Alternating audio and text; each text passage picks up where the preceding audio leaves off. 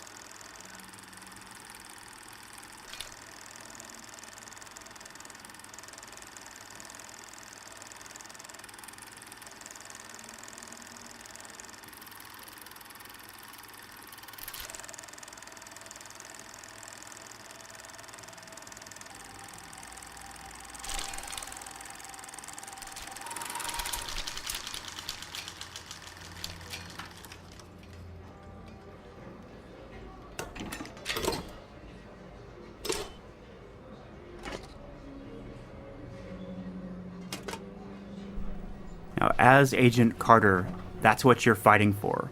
That child's family and thousands of others like it are the stakes in this conflict with the alien enemy.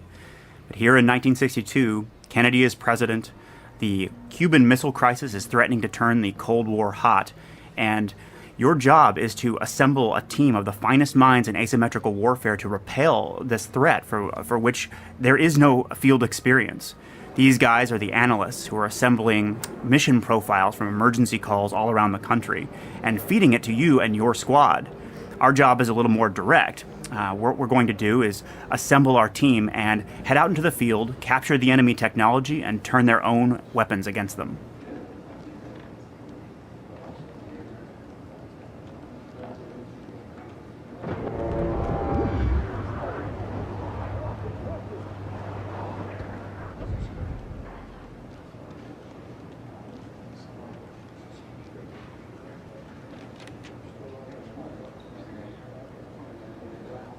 Agent Carter, a real pleasure to meet you. I'm Agent Leon Barnes. So this guy's Agent Barnes. He can speak to the strengths and weaknesses of all the agents available to you with authority. Come with me and we'll get you set up for the field. So, true confession time. 2K Marin is full of big fat RPG nerds like me, and this underground base is a true social space where you can meet with your fellow field officers and discuss strategies to repel the aliens, and sort of look at what it's like to experience the emotional cost of this kind of invasion from within. Now we're going to assemble our squad of agents from the array that Harvey's managed to accrue over the course of the game.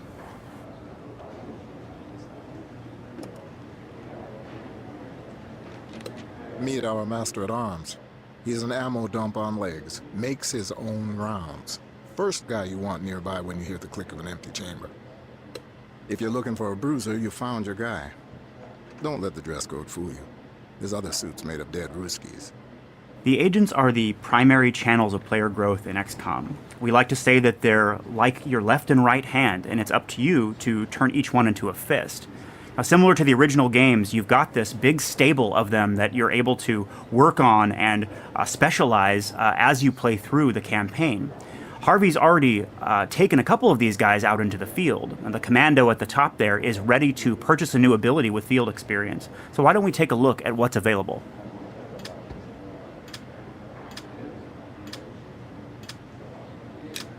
Harvey went with Defensive Shield. That creates a kind of impervious energy bubble anywhere on the battlefield, which can both function as dynamic cover for your team or crowd control for your enemies, where you can separate them from one another.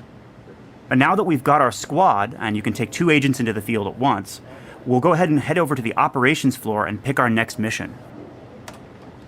You're all set, Agent Carter. And hey, watch your back out there. As of now, Will, you're in command of XCOM's muscle. Here on the ops floor, we'll supply the brains. But there's one mind in particular I need on the team. A man of singular expertise. That's your next mission. That's Angela. She's XCOM's division chief. She's former CIA, and her job is to take all of the data that the analysts assemble and turn it into these mission profiles for you to choose between. When we played the original XCOM games, we felt sort of almost overwhelmed with choices in between missions. And so here on the big board, you're able to select between missions that drive the story forward and sort of secondary strategic opportunities in pursuit of a resource. For example, Illyrium 115 is the heavy element that powers all of the alien technology. If we capture that, Harvey can invest it in research and gain long-term growth rewards like new weapons, agent powers, and so on. Or let's say he wants to deploy one of his agents to go on a mission without him, and that agent will come back with new field experience, which he can spend on perks and gear and so on. So let's take a look at what Harvey does next. Until recently, Dr. Alan Weir was working with Dad, analyzing the alien technology and subverting it to help humanity fight back. A short time ago, we lost contact with him. You and your team will head to his last known location, track him down, and bring him home. So Harvey's chosen a backbone story mission. Assembling a team of the best also affects the story of the game. If we get Dr. Alan Weir, he will join the base and be able to comment on future missions, and he will also grant XCOM a significant boon in terms of its research potential. So why don't we go ahead and accept that mission and deploy to the field? And remember, there's no one else like Weir. Try not to break him.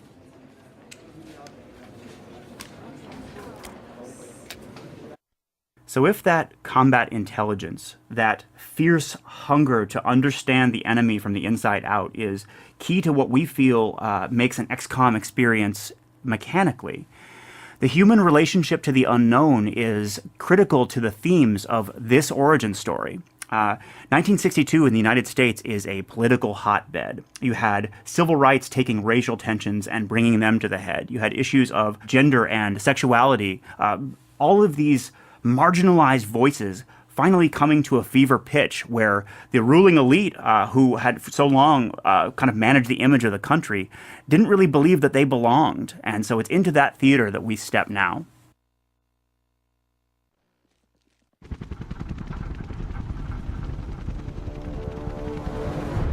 So here we are in the Sky Ranger.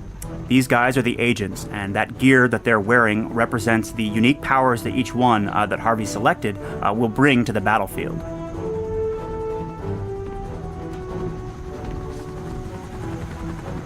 Here's a good view of our setting. 1962's American dream at the verge of a tectonic cultural shift. People like Dr. Weir had found themselves persecuted throughout the 50s for their politics or their sexuality. In his case, both. But now he finds himself the scientific belle of the ball. Some of those old lines are beginning to blur and new ones are being drawn.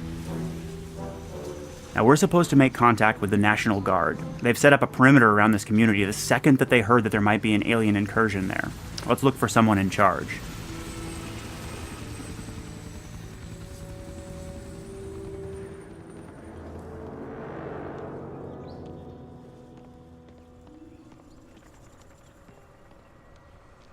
This isn't right. I can feel it.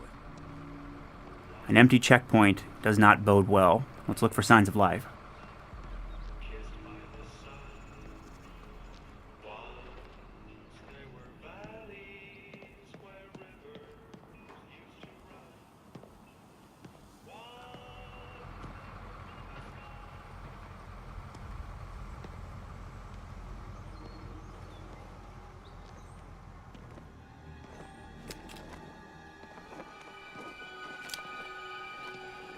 What in hell happened here?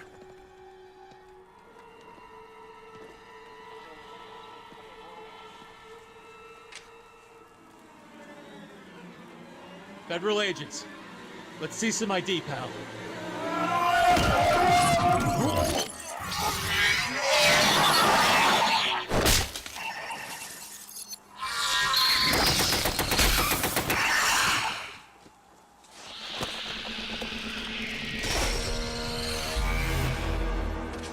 That's the face of the alien enemy in XCOM. Collectively known as the Outsiders, they're made of a kind of living technology.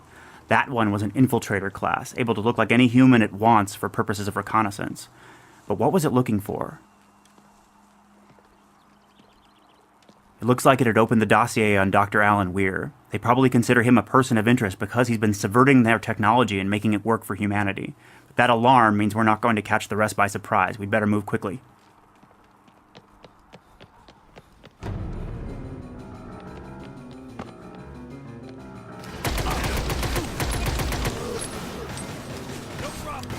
Alone in XCOM, Harvey will get slaughtered. He has to command his agents very precisely in order to survive.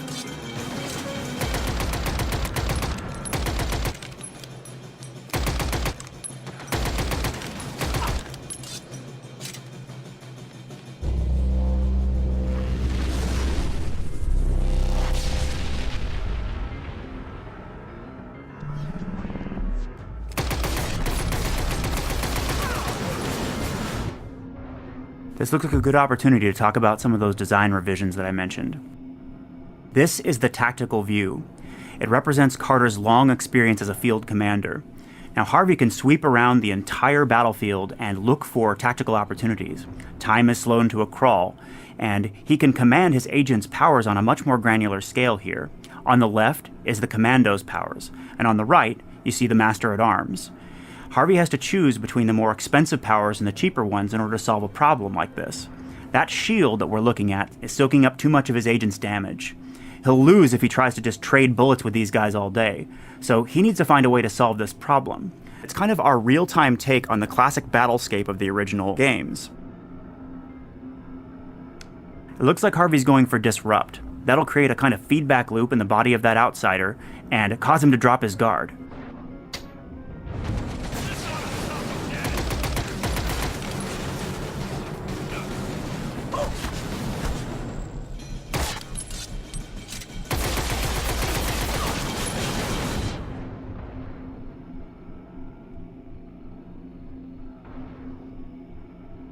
Now that simple trick was not enough, so he needs to find a way to take the focus of the fight away from himself and catch these guys in a crossfire.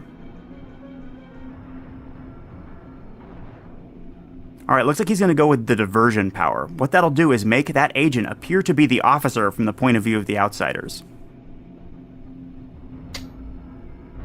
Yes, sir.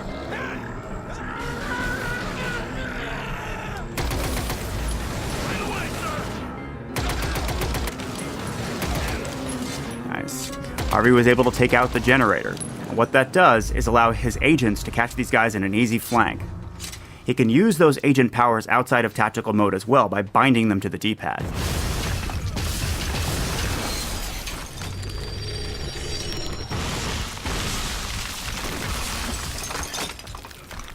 The outsiders threaten our world on an existential scale. That living technology they're made out of is both intelligent and highly aggressive. It's part of an ongoing plan to terraform our world and turn it into theirs.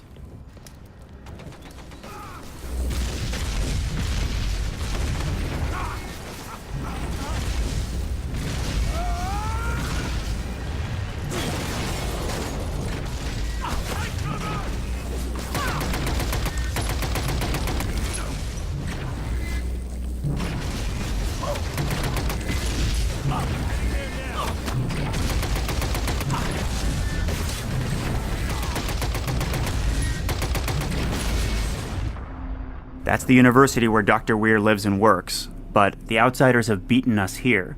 They've got a strongly reinforced position, and Harvey's at a real disadvantage. He's going to have to find a way to subvert this situation and make it work for him, using his agent powers.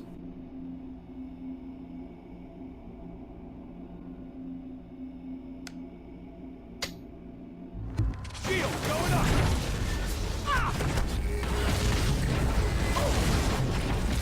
Right away.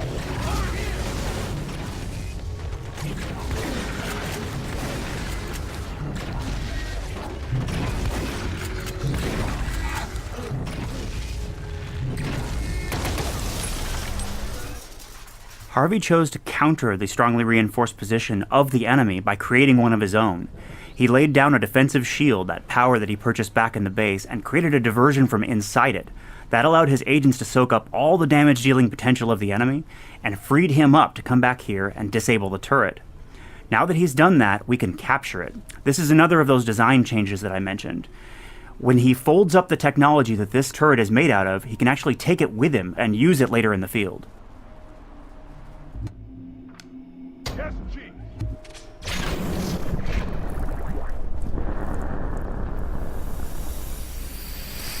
Capture is one of Dr. Weir's designs. Now that Harvey has the technology for the turret in pocket, he has a choice to make. He can either melt it down for long-term research gains, such as new weapons, agent perks, and so on, or he can press it into service as a member of the squad and command it just like an agent. Whatever he wants to do, we better move on and get to Weir.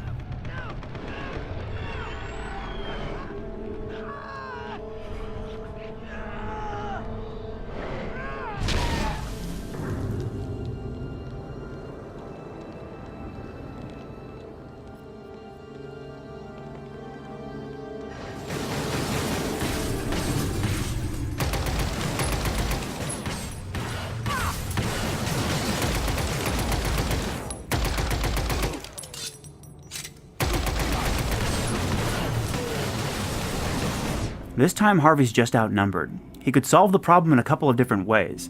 If he laid down a defensive shield, it would bottle a couple of his enemies and force them to wait while he slaughters their friends.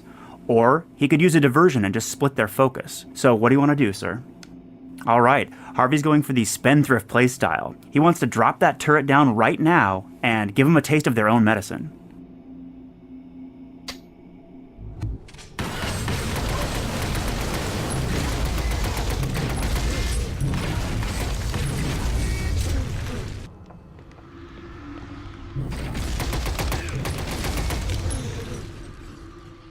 Now that Harvey's chosen to deploy the turret in the field like an agent, it has a limited lifespan. It's going to disintegrate pretty quickly, which means we should move on while it's still guarding our back.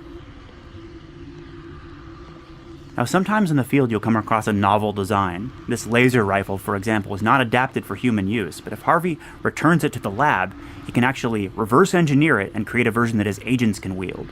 In the meantime, we'll strip out the ammo and use it in one of our own alien weapons. That is one heck of a weapon. This is the disintegration ray. We've included it here to show the gains of the long-term growth curve in XCOM. If you're willing to invest in research and master the science of the enemy, you can take them on and remove their edge in combat.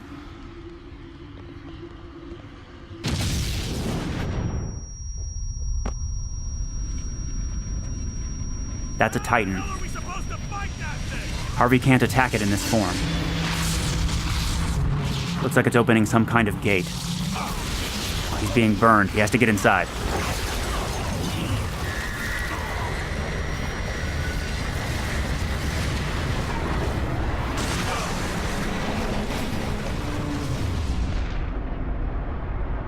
That Titan is terraforming this entire courtyard, bombarding it with some kind of cosmic energy and transforming it into something very much like the alien world.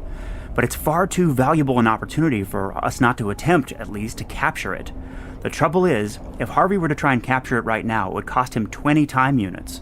Time units are the sort of currency of combat in XCOM, and Harvey doesn't actually even have 20 to spend, so he's going to have to find a way to weaken the Titan before he captures it. Okay, it looks like he's going to go with some kind of disrupt combo. Coming right up.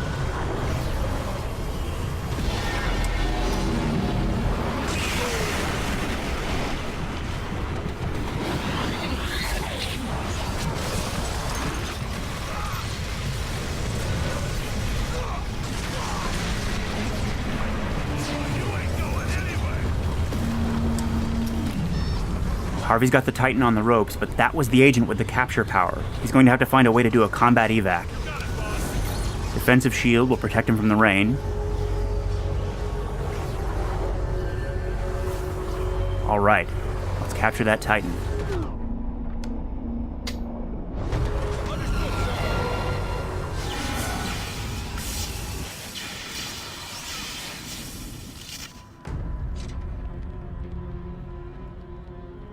In XCOM, every enemy is an opportunity.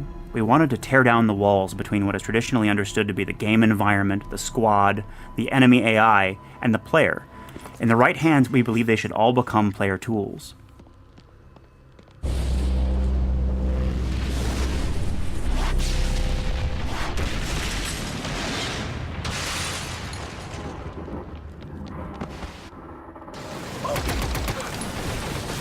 Harvey's attracted reinforcements, and this time they've got him in the crossfire. Alright, it looks like Harvey's going to deploy the Titan and use their strongest machine of war against them.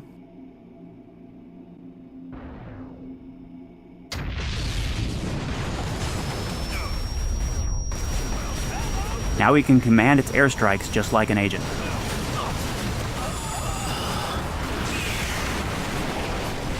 Now that is what I call firepower! The Titan doesn't have long to live, so let's press on and find Dr. Weir.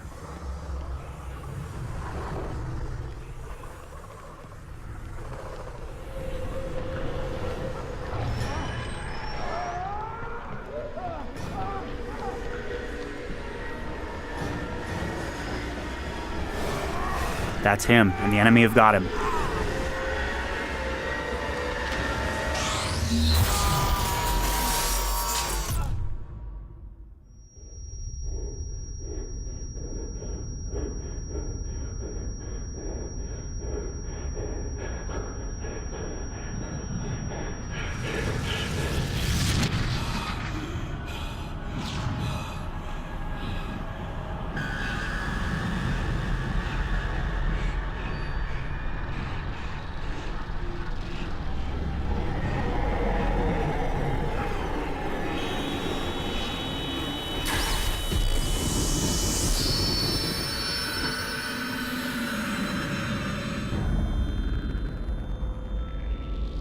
That's XCOM. Thanks for watching, everybody.